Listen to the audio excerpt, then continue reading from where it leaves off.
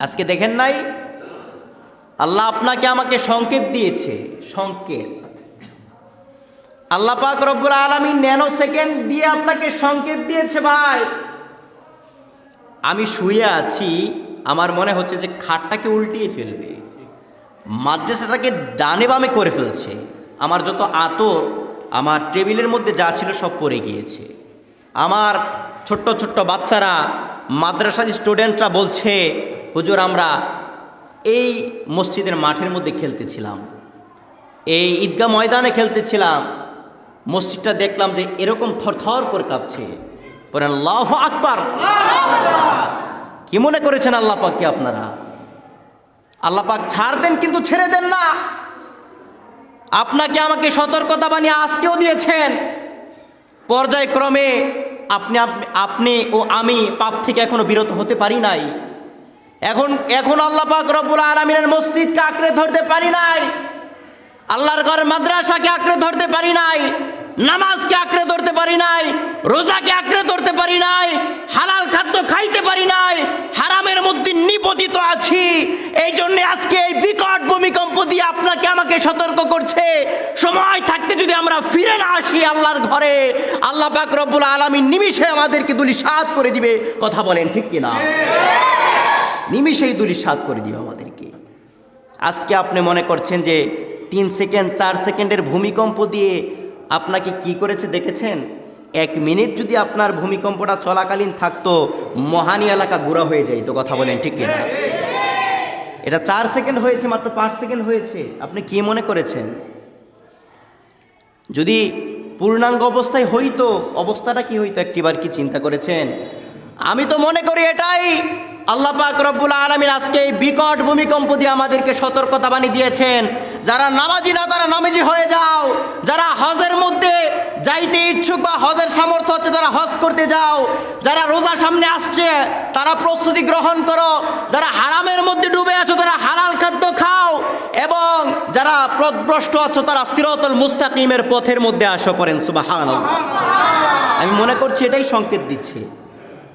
আপনি কি মনে করেছেন যে আল্লাহ পাক রব্বুল আলামিন আজকে 4 সেকেন্ডের ভূমিকম্প দিয়ে আপনাকে সতর্কতা বাণী দিয়েছে?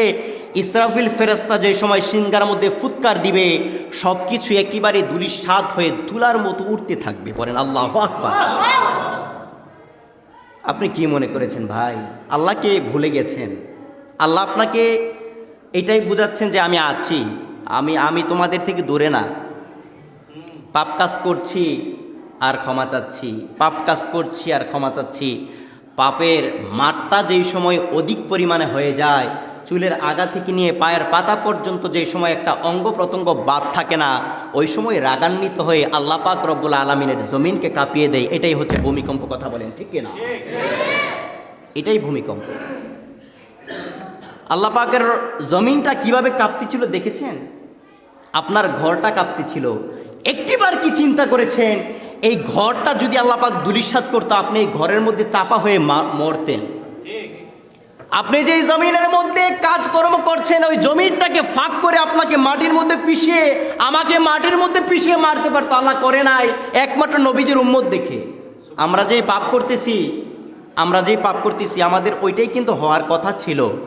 একমাত্র আল্লাহ ঘোষণা দিয়েছেন যে রাসূলুল্লাহ সাল্লাল্লাহু আলাইহি ওয়াসাল্লামের উম্মতি হওয়ার কারণে আমি এটা করব না। পড়েন সুবহানাল্লাহ। আপনি বসে থাকেন দোকান পাটের মধ্যে, নামাজে আসেন না, আপনি পাপ কাজ ছাড়তে পারেন নাই। আমি পাপ কাজ ছাড়তে পারি না এখনো। আল্লাহ সতর্কতা মানে আজকেও দিলেন। তুফান দিয়ে, সিডর দিয়ে, আপনার হারিকেন দিয়ে বিভিন্ন সময় বিভিন্ন নাম বের হয়, এটা সেটা দিয়ে আপনাকে সতর্কতা বাণী দেওয়া হয়। আমাকে সতর্কতা বাণী দেওয়া হয় কয়দিন আগে করোনা ভাইরাস দিয়েছে, এইটাও আপনার আমার জন্য সতর্কতা বাণী। দুনিয়া তো কিছুই না। আজকে যদি পেশিয়ে ফেলতো সব মরে যাইতাম, একসাথে মরে যাইতাম সব। এখন তো পর্যায়ক্রমে একের পর এক যায়। আজকে যদি পুরাই মরে যাইতাম, কোনো কিছুর এখতিয়ার নাই তো, কারণ আল্লাহর হাতে আমার প্রাণ, তিনি যেই সময় ইচ্ছা সেই সময় নিবে। আমাদের কিচ্ছু করার নাই। আসছি, অন্যের হাতে বড় হয়েছি, যেই সময় আল্লাহ পাক তৌফিক দিয়েছে চলাফেরা করার শক্তি পেয়েছি। আবার যেই সময় অসুস্থ হয়ে যায়, মা বাবা স্ত্রী ছাড়া আমাদের উপায় থাকে না। ডাক্তাররা আমাদের খেদমত করতে হয়। আবার যেই সময় শেষ মুহূর্তের মধ্যে আমরা শুয়ে পড়ি, ঢলে পড়ি, মানুষ ছাড়া আমাদের উপায় নাই। আমাদের আছেটা কি? আছেটা কি ভাই? টাকা মনে করেন আপনার জীবনে সব না।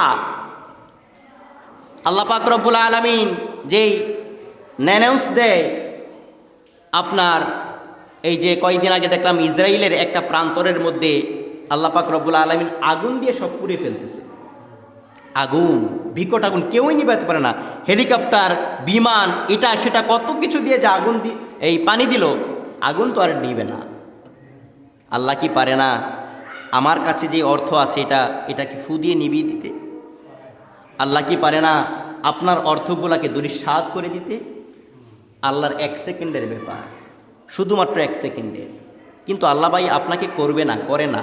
কারণ আল্লাহর সময়ের কসম কেটেছেন। তো এই ছোট্ট সূরার একটা কসম আল্লাহ পাক কেটে বলেছেন, যারা নেককার সালেহ আবেদ, যারা নেক কাজ করে এবং সৎ কাজ করে, অসৎ কাজ থেকে বিরত থাকে, অসৎ কাজের আদেশ অন্যকে করে না, সৎ কাজের আদেশ অন্যকে করে, অসৎ কাজের নিষেধ অন্যকে করে, সঠিক পথ দেখায়। আল্লাহ পাক রব্বুল আলামিন কসম কেটে বলে, দুনিয়ার জমিনের মধ্যে তার টাকা, সম্পদ, বাড়ি, গাড়ি, আত্মীয় স্বজন, পরিবার পরিজন, স্ত্রী, মা বাবা সব কিছুকে আমি হেফাজত রাখবো। চিৎকার দিয়ে বলেন সুবহানাল্লাহ। প্রিয় ভাই, আপনার পায়ে ধরছি, আসুন আমরা নামাজ আদায় করি, আসুন মসজিদমুখী হই। আমি তো মাদ্রাসার মধ্যে আছি, এই মাদ্রাসার মধ্যে, মসজিদের মধ্যে যদি বিপদ আপদ হয় চলে এসে দেখেন তো আপনার কোনো ক্ষয়ক্ষতি হয় কি না? আমি আপনাকে গ্যারান্টিফুল করছি যে অবশ্যই আপনার কোনো ক্ষয়ক্ষতি হবে না। আল্লাহর ঘরের মধ্যে কোনো ক্ষয়ক্ষতি হয় না তো কাহরই হয় না। আপনার সব কিছু যদি ধূলিসাৎ হয়ে যায়, কিয়ামতের আগ পর্যন্ত এই মসজিদ আল্লাহ পাক রব্বুল আলামিন ধ্বংস করবেন না, এটা আল্লাহর ঘোষণা। কিয়ামতের ময়দানের মধ্যে একেবারে একটা ফু দেওয়ার পরে সব কিছু তুলা হয়ে যাবে, পানির মধ্যে সব কিছু ভাসতে থাকবে। এই মসজিদগুলো থরথর করে কাঁপবে, থরথর করে কাঁপতে থাকবে, বলবে, আল্লাহ আমার ঘরের মধ্যে যারা নামাজ আদায় করেছে, আমার খেদমত যারা করেছে, আমার হেফাজত যারা করেছে, তাদেরকে ছাড়া আমি জান্নাতের মধ্যে প্রবেশ করব না। আওয়াজ দিয়ে বলেন সুবহানাল্লাহ। মসজিদকে আঁকড়ে ধরতে হবে, সবসময় পাক পবিত্রতা হাসিল করতে হবে, মরণের প্রস্তুতি রাখতে হবে।